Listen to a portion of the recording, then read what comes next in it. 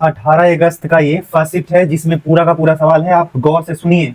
और बहुत डिटेल में हम समझाने का एक एक सवाल को प्रयास करते हैं, तो आप सुनिए। और अगर चैनल को सब्सक्राइब नहीं किए हैं तो कर लीजिए, क्योंकि इस पे अभी एक चीज नहीं बहुत चीज आने वाला है। डिस्कशन मैथ का भी आएगा, और अभी मैथ का जो वीडियो डला हुआ है वो अगर नहीं देखे हैं तो आप पूरा देखिए उसको। 10 वीडियो है, अगर 10 देख के जाएंगे तो उसमें एक बार सवाल नहीं आएगा, एकदम गारंटी।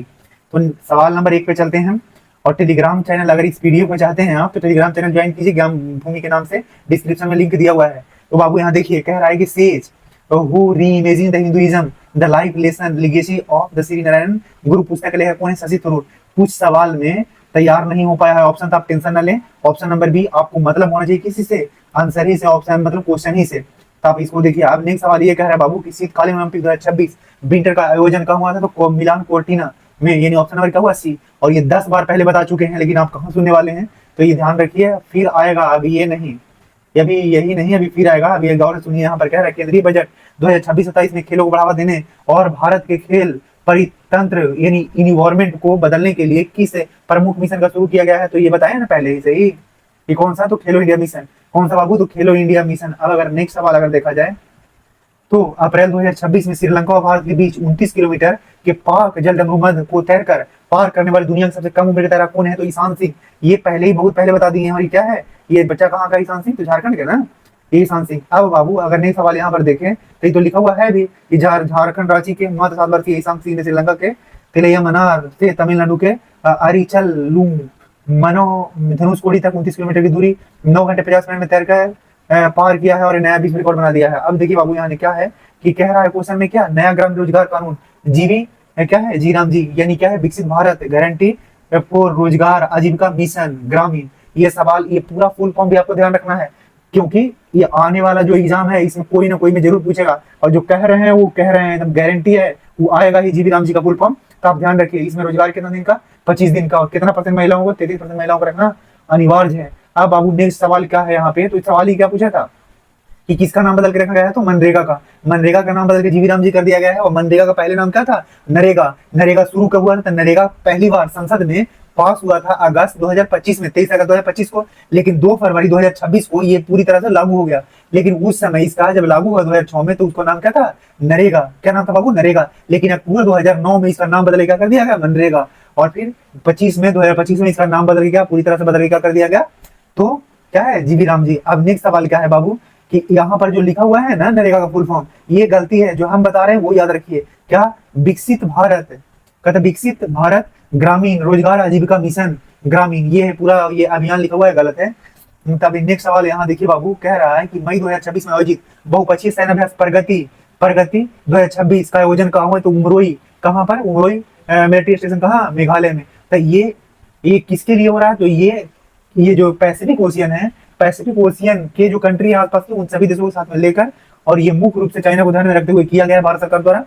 तो ये आप ध्यान रखिए, इसमें कुल कितने देशों ने भाग लिया है? तो 12 देशों ने भाग लिया है। और इसका आयोजक कौन था? तो भारत। अब नेक्स्ट सवाल अगर देखा जाए बाबू, तो नेक्स्ट सवाल में कह रहा है कि इंडिया एआई मिशन के तहत युवा एआई फॉर ऑल कार्यक्रम किस मंत्रालय द्वारा शुरू किया गया? तो इलेक्ट्रॉनिक एवं सूचना प्रौद्योगिकी मंत्रालय, जिसको मैटी कहते हैं। तो अब बाबू इसको नेक्स्ट सवाल यहाँ पर देखिए क्या कह रहा है, वही उसका डिटेल लिखा हुआ है।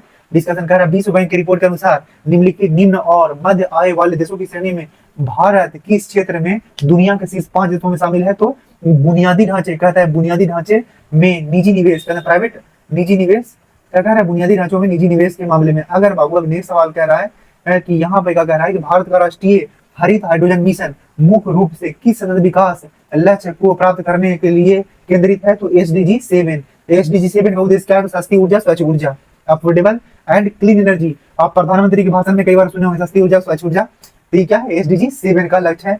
अब बाबू अगर यहाँ पर SDG सस्टेनेबल डेवलपमेंट गोल होता है फुल फॉर्म उसका, तो वो भी आ सकता है कई बार। The story of PN Panikkar, उसका क्या कौन है? तो PP संथन। क्या है बाबू? PP संथन। अब नेक्स्ट सवाल यहाँ पर देखिए, इन्हीं कहा जाता था किनको? तो PP पानीकर को क्या कहा था? Library man of India. अब नेक्स्ट सवाल कहते हैं मिसाइल मैन ऑफ इंडिया किसे कहते हैं? तो APJ अब्दुल कलाम पता होगा, लेकिन guarantee missile women of India आपको नहीं पता होगा। तो कौन थी? नहीं, मतलब है अभी भी। तो क्या है? टेसी थॉमस। अब नेक्स्ट सवाल पर चलते हैं कि right justice action for all womens and girl 2026 में किस अंतर्राष्ट्रीय दिवस का थीम था? तो अंतर्राष्ट्रीय महिला दिवस का थीम था क्या? कि right justice action for all womens and girls. क्या है? तो ऑप्शन नंबर बी हो जाएगा। अंतर्राष्ट्रीय महिला दिवस कब मनाया जाता है? तो 18 मार्च को। कब मनाया था बाबू? 18 मार्च को। अब नेक्स्ट सवाल अगर यहाँ पर देखें तो अभी आपको पढ़िए, कह रहा है कि सेबी की एक शैक्षणिक और अनुसंधान पहल राष्ट्रीय प्रतिभूति बाजार संस्थान ने मार्च 2026 में वित्तीय शिक्षा और नियामक विकास में सहयोग के लिए किस संगठन के साथ समझौता ज्ञापन पर हस्ताक्षर किया है? तो क्या है बताइए यहाँ पर, ऑप्शन क्या है यहाँ पर देख लीजिए बाबू। तो ऑप्शन नंबर बी में क्या है कि पेंशन फंड नियामक और विकास प्राधिकरण, pension fund regulatory and development authority, कहता है PFDRA, PFDRA, PFDRA। तो ऑप्शन नंबर क्या हो गया बी। और इसका फुल फॉर्म नहीं पूछेगा, आप टेंशन मत लीजिए, केवल आप इसका ध्यान रखिए। अब क्या कह रहा है क्वेश्चन को, फुल फॉर्म नहीं पूछेगा उसका, क्या कह रहा है बाबू कि हाल ही में मई 2026 में भारत द्वारा प्रशिक्षित स्वदेशी तारा क्या है गाइडेड वेपन सिस्टम का मुख्य उद्देश्य क्या है? अब देखिए तारा गाइडेड वेपन सिस्टम का उद्देश्य क्या है? तो इसका उद्देश्य ये है बाबू कि जो बिना गाइडेड वाले पारंपरिक बमों को सटीक निर्देशित करके हथियारों में बदलना है। यानी क्या करना है कि जो अनगाइडेड, बिना गाइडेड और पारंपरिक बमों को सटीक निर्देशित हथियारों में बदलना है। तो देखिए अब जो बिना गाइडेड थे उसको गाइडेड में बदलना है। अब गाइडेड मिसाइल क्या होता है, अनगाइडेड मिसाइल क्या होता है, आपको नहीं पता है बाबू। गाइडेड मिसाइल वो होता है, पहले अनगाइडेड बढ़ाते हैं। अनगाइडेड मिसाइल वो होता है जो एक बार आप निशाना लेके और क्या कर दिए, मार दिए, और वो वहीं जाके लगेगा। अब वहां से अगर उसका टारगेट इधर उधर थोड़ा हो गया तो आपका मिसाइल क्या हो जाएगा, फेल कर जाएगा। जैसे आप इसको एग्जांपल देखिए, समझिए कि कई बार आप आम पे क्या मारते रहते हैं, पत्थर, और आम पे कई बार पत्थर मारते हैं तो आम हवा से हिल जाता है। आप निशाना सही जगह लगाएं, लेकिन आम क्या है अपनी जगह छोड़ के थोड़ा हवा की वजह से इधर उधर चला गया, और पत्थर आपको कहाँ, वहीं जाके लगा जहां आम था, लेकिन आम तो इधर उधर हिल के हो गया, तो आपका गिरा आम नहीं ना, जगह नहीं पाया। तो बाबू इस तरह के मिसाइल को अनगाइडेड मिसाइल कहते हैं कि एक बार टारगेट लॉक कर दिए हैं, उसके बाद अगर वो टारगेट इधर उधर हो जाए तो फिर उसके तरफ नहीं जाएगा, वो जहां टारगेट किए वहीं जाएगा। लेकिन बाबू गाइडेड मिसाइल क्या होता है कि गाइडेड मिसाइल को एक बार टारगेट करके छोड़ें, और अगर छोड़ दिए गाइडेड मिसाइल को टारगेट करके, तो उस अगर टारगेट जो है, अगर मान लिया कोई ए पर्सन को मारना है, अगर ए पर्सन को मारना हो, ए इधर उधर भाग रहा है, तो जो गाइडेड मिसाइल होता है उसमें कैमरा लगा रहता है, सेंसर लगा रहता है, वो उसके पीछे पीछे जाएगा और जहां जाएगा वहां जाके मारेगा। एग्जाम्पल के तौर पर ऐसे समझ लीजिए कि कुत्ता होता है, किसी पीछे आदमी पड़ जाता है, आदमी जिधर जिधर भागता है कुत्ता उसके पीछे पीछे जाता है, उसको नोच के आता है। उसी तरह से बाबू गाइडेड मिसाइल होता है कि टारगेट जहां भागेगा वहीं जाकर उसको मारेगा, वो गाइडेड मिसाइल होता है। और अनगाइडेड मिसाइल क्या होता है कि अनगाइडेड मिसाइल में एक बार मिसाइल को टारगेट लॉक कर दिए, वो वहीं जाके गिरेगा। वहां से अगर टारगेट इधर उधर हो भी गया खुद से, अगर आदमी है इधर उधर हो गया, फाइटर जेट है, अगर इधर उधर हो गया तो फिर वो क्या कर देगा, मिस कर देगा, मार नहीं पाएगा। लेकिन गाइडेड में खूबी ये होता है कि एक बार लॉन्च करने के बाद भी टारगेट वो चेंज होगा तो उसके पीछे पीछे जाकर मारेगा, बहुत खतरनाक होता है। तो जितना भी अनगाइडेड है उसको गाइडेड में चेंज करने के लिए कौन सा योजना चला रहा है बाबू, तो तारा योजना चला रहा है। अब नेक्स्ट सवाल अगर देखिएगा तो केंद्रीय बजट 2026-27 में छोटे उद्योग को बढ़ावा देने और उन्हें भविष्य के चैंपियन के रूप में विकसित करने के लिए 10,000 करोड़ के आवंटन के साथ नई योजना या फंड का निर्धारण किया गया है। तो यहाँ पर देखिए क्या है कि यहाँ पर ऑप्शन क्या है, तो देख लीजिए आत्मनिर्भर भारत फंड, यानी क्या है बाबू, सेल्फ रिलियंट क्या है, self reliant India fund, self reliant India fund, यानी क्या है आत्मनिर्भर, क्या है आत्मनिर्भर भारत फंड, आत्मनिर्भर भारत फंड। अब नेक्स्ट सवाल क्या कह रहा है बाबू, यहाँ पर ये कह रहा है कि क्लोरीन का एटॉमिक मास कितना है, यानी परमाणु द्रव्यमान कितना होता है ये। तो ये तो बच्चों को याद रहता है 35.5, ये क्या है बच्चों को याद रहता है 35.5। अब नेक्स्ट सवाल पर चलते हैं बाबू, क्लोरीन का एटॉमिक मास कितना होगा 35.5, आपको याद रख लेना है। अब कह रहा है नेक्स्ट सवाल में क्या कह रहा है कि रासायनिक अभिक्रिया के दौरान ऑक्सीकरण और क्या है अपचयन यानी अपकरण दोनों हमेशा एक साथ क्यों होते हैं। तो पहले ऑक्सीकरण अभिक्रिया और अपचयन अभिक्रिया यानी अपकरण अभिक्रिया कहते हैं किसको है, वो ध्यान रखिए, जिसमें अगर कार्बन है उसमें ऑक्सीजन जुड़ गया तो यानी कार्बन का ऑक्सीकरण हुआ है। हाइड्रोजन है, अगर हाइड्रोजन के साथ ऑक्सीजन जुड़ गया तो हाइड्रोजन का ऑक्सीकरण हुआ है, ये कहा जाता है। अगर राम है, राम में ऑक्सीजन जुड़ गया तो क्या कहेंगे, राम का ऑक्सीकरण हो गया। और जिससे ऑक्सीजन निकल गया उसका अपकरण होता है यानी अपचयन होता है। अगर रावण था उससे ऑक्सीजन निकल गया तो यानी इसका मतलब रावण क्या हुआ है, अपचयन हुआ है, यानी क्या हुआ है बाबू, रिडक्शन हुआ। इस तरह समझना है। तो जब किसी का ऑक्सीकरण होता है यानी उसमें ऑक्सीजन जुड़ा है, तो ऑक्सीजन जुड़ता है तो इलेक्ट्रॉन क्या होता है वहां पर से निकलता है। तो बाबू जब इलेक्ट्रॉन निकलता है, अब इलेक्ट्रॉन तो क्या हो गया, बेचारा फ्री हो गया, लेकिन इलेक्ट्रॉन अकेले रह ही नहीं सकता है, तो किसी में जाके क्या होगा, सटेगा। तो दूसरा क्रम में जहां सटेगा तो जिसमें जाके सटेगा वहां से फिर ऑक्सीजन को निकाल के फेंकेगा। तो ऑक्सीजन को निकाल के अगर फेंकेगा तो जिससे ऑक्सीजन निकलेगा उसका क्या हो जाएगा, रिडक्शन हो जाएगा, यानी रिडक्शन हो जाएगा। तो अब ये दोनों प्रक्रिया साथ होने का कारण क्या है कि ऑक्सीजन अकेले रह नहीं सकता है, ऑक्सीजन अनपेयर हो जाता है, ऑक्सीजन अकेले नहीं, सॉरी वो कौन नहीं रह सकता है, इलेक्ट्रॉन साथ में अकेले नहीं रह सकता है। इसी के लिए दोनों अभिक्रियाएं क्या साथ साथ होती है, और जब दोनों की अभिक्रियाएं साथ साथ होती है तो क्या कहते हैं, तो रिडक्शन अभिक्रिया कहते हैं। अब बाबू अगर नेक्स्ट सवाल में क्या रहा है, नेक्स्ट सवाल यहाँ पर देख लीजिए, क्या है अप्रैल 2026 में कहता भारत के निर्णय में रामसर असल किसे, तो आपको पता है ना कि छड़ीडांड, क्या किसको बाबू, तो शेखा झील, माफ कीजिएगा कौन है, शेखा झील को, शेखा झील पक्षीकरण है, शेखा झील पक्षीकरण है, उसी को 99वां जो कहां पर है, उत्तर प्रदेश में, शेखा झील 99वां कहां है, उत्तर प्रदेश में। और उत्तर प्रदेश का बरहमा था। अब देख लीजिए बाबू, नेक्स्ट सवाल क्या कर रहा है, पूरा भारत में सबसे ज्यादा कहाँ, तमिलनाडु पे दूसरे नंबर पर कौन सा राज्य है, तो उत्तर प्रदेश ही है। आओ बाबू, नेक्स्ट सवाल क्या कह रहा है कि यदि कोई व्यक्ति साइड व्यू यानी साइड मिरर की जगह पर अवतल दर्पण का प्रयोग कर लेता है। आप जानते हैं कि साइड मिरर के रूप में किसका प्रयोग किया था, तो उत्तल दर्पण का। लेकिन कोई शैतान आदमी है, वो अवतल दर्पण लगा दिया कहाँ, साइड मिरर के रूप में, तो क्या होगा। आपको बताए हैं कि साइड मिरर में क्या होता है, बहुत अलग अलग साइज ही बनता है क्या, प्रतिबिंब, और बहुत बड़ा एकदम अनंत पर, जब फोकस पर रख दीजिएगा तो अनंत पर वस्तु बनेगा, बहुत बड़ा बनेगा। तो मिरर बहुत जब बड़ा बन जाएगा तो ड्राइवर को उससे पूरा बैलेंस पूरा समझ नहीं आएगा। जब बहुत बड़ा बन जाएगा तो पूरा हो सकता है मिरर में भी ना आए और ड्राइवर को समझ ना आए पूरी तरह से, तो वो नुकसान ही के साथ सौदा होगा। और क्या करता रहता है, साइज फ्लैक्चुएट करते रहता है, किसका, तो अवतल दर्पण में, क्योंकि बड़ा, लेकिन उत्तल दर्पण में हमेशा क्या है, बड़ा दिखते रहता है।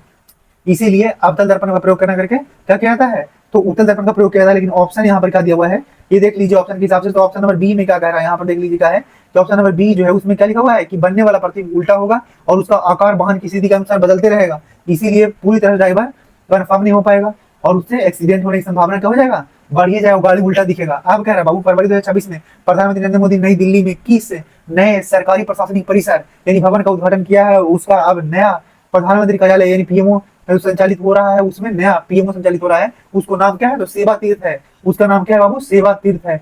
उनका नाम क्या है, तो सेवा तीर्थ, यानी ऑप्शन नंबर क्या है, बी। अब नेक्स्ट सवाल यहाँ पे क्या कह रहा है बाबू कि एक अवतल लेंस, दर्पण नहीं है लेंस है, एक अवतल लेंस जिसकी फोकस दूरी कितनी है, तो फोकस दूरी जिसका कितना है बाबू, तो 10 सेंटीमीटर है। इसके सामने एक वस्तु को किया जाता है कि 15 सेंटीमीटर की दूरी पर रखा जाता है। तो लेंस द्वारा बनने वाला प्रतिबिंब की स्थिति क्या है, तो अवतल लेंस पहले इस तरह का, इसमें देखिए फोकस दूरी ऐसा, ये बन गया फोकस दूरी, तो ये क्या होता है, सेंटर ऑफ कर्वेचर, इस तरह से। तो कह रहा है बाबू कि फोकस दूरी कितना है, 10, और अवतल दर्पण के फोकस दूरी और पावर दोनों माइनस में होता है। आप इसको मिटाना पड़ेगा यहाँ पे कि क्या बोल रहे हैं बाबू कि अवतल दर्पण का फोकस दूरी और पावर दोनों माइनस में होता है। अब कह रहा है उसके सामने एक वस्तु रखा जाता है, वो कितना लंबा, कितना दूरी पर, 15 सेंटीमीटर। तो 15 सेंटीमीटर वस्तु का होगा, सॉरी वस्तु का दूरी यानी यू, अरे यार इससे बहुत लफड़ा होता है।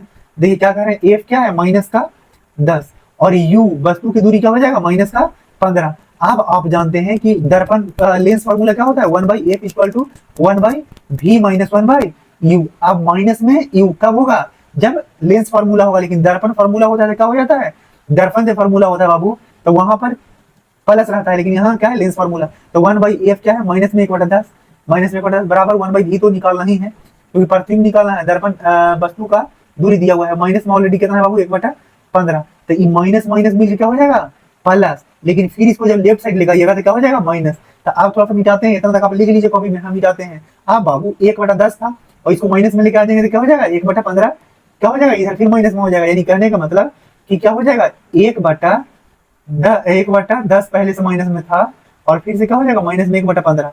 अब 1/v है। अगर यहाँ से आप अगर दोनों कैल्सियम ले लीजिएगा 30 हो जाएगा, 10 तिहाई 30 माइनस में, और 15 दूनी के 30 माइनस में, दोनों मिला के ऊपर 5, माइनस माइनस जोड़ेंगे तो कितना, माइनस का 5 होगा, ये 30, तो 5 छका 30, यानी क्या हो गया बाबू, यानी 6 आ गया। यानी क्या हो गया, वस्तु दूरी क्या हो गया, 6 सेंटीमीटर, वो भी क्या है, माइनस में। अब बाबू यानी लेंस की तरफ ही बनेगा, माइनस का मतलब होता है कि प्रतिबिंब जो बनेगा लेंस की तरफ ही बनेगा, क्योंकि उसमें दोनों तरफ बनता है यहाँ पे। अब देखिए बाबू कह रहा है कि इथेनॉल को पेट्रोल के साथ मिलाकर या स्वतंत्र रूप से भी एक वैकल्पिक ईंधन के रूप में प्रयोग किया जाता है। सबसे प्रमुख कारण क्या है, तो आप अभी देख रहे हैं इंडिया में पेट्रोल में इथेनॉल मिला के बेचा जा रहा है। तो अगर पेट्रोल में इथेनॉल मिलाकर बेचा मतलब उपयोग किया जाए या इथेनॉल को अलग भी अकेला भी यूज किया जाए तो इसे क्या हो जाएगा, इथेनॉल एक स्वच्छ ईंधन है। और इथेनॉल एक स्वच्छ ईंधन है, यानी इसमें ऑक्सीजन की मात्रा अधिक होती है। इससे इसमें क्या होता है, कंप्लीट कंबशन होता है, यानी पूर्ण दहन होता है।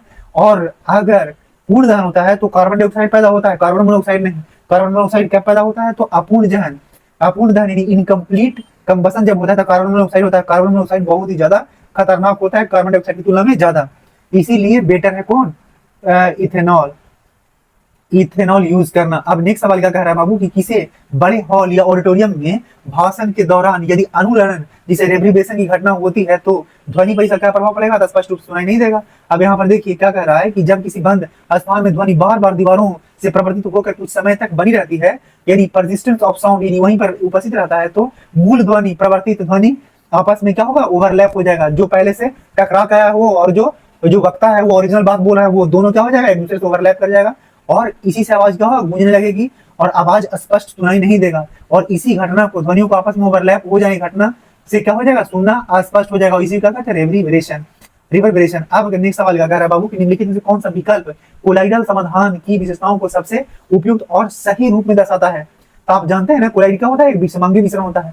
कोलाइड क्या होता है बाबू, एक विषमांगी मिश्रण होता है, क्योंकि इसके कणों का आकार इतना बड़ा होता है कि वे प्रकाश की किरणों को फैला देते हैं और इसी को क्या कहते हैं, टिंडल इफेक्ट कहते हैं। तो अब यहाँ पे आप नेक्स्ट सवाल का प्रकाश की किरणें गुजरने पर प्रकाश का मार्ग क्या होता है, स्पष्ट रूप से दिखाई देने लगता है। यही है। अगर नेक्स्ट सवाल अब देखें तो कह रहा है कि किसी वस्तु पर कितना फोर्स लग रहा है, F बराबर कितना बाबू, 7 न्यूटन, और S बराबर कितना विस्थापन दिया हुआ है, 8 मीटर। तो आप जानते हैं वर्क डन बराबर क्या होता है, Fs cos थीटा होता है, लेकिन यहाँ पर cos एंगल दिया नहीं है, तो केवल F और S है दोनों गुना में, और दोनों गुना कर देंगे तो 8 7 56। यहाँ पर देखिए ना, इसी जगह 7 रखेंगे, इसी जगह 8 रखेंगे, दोनों को मल्टीप्लाई करके क्या आएगा 56। 56 क्या बने, जूल में। तो यहाँ पर जहां पर होगा 56 ऑप्शन नंबर बी में था, तो आंसर हो गया। अब कह रहा है बाबू कि जिस तरह राइबोसोम को प्रोटीन को फैक्ट्री कहते हैं, उसी तरह माइटोकॉन्ड्रिया क्या कहते हैं, माइटोकॉन्ड्रिया को पावर हाउस कहा जाता है। आप जानने करते हैं कि माइटोकॉन्ड्रिया क्या कहा जाता है, पावर हाउस। अब कह रहा है बाबू कि यूकेरियोटिक कोशिकाओं में वह भाग यूकेरियोटिक कोशिका वह कौन सा भाग है जो उसकी सतह की रक्षा करता है और उसकी संरचना या ढांचा प्रदान करता है। तो यहाँ पर देख लीजिए ठीक है, डायरेक्ट आंसर दिया हुआ है कि विकल्पों के आधार पर यूकेरियोटिक कोशिकाएं विशेष रूप से पादप कोशिकाओं में बाहरी सतह की रक्षा और निश्चित आकार व ढांचा प्रदान करने के काम कोशिका भित्ति है कौन करता है, सेल वॉल। और सेल वॉल कहाँ होता है, केवल पादप में होता है। और प्लाज्मा झिल्ली किसमें होता है, सेल वॉल किसमें होता है बाबू, तो पादप में ही होता है, जो क्या करता है, बाहर से सुरक्षा प्रदान करता है।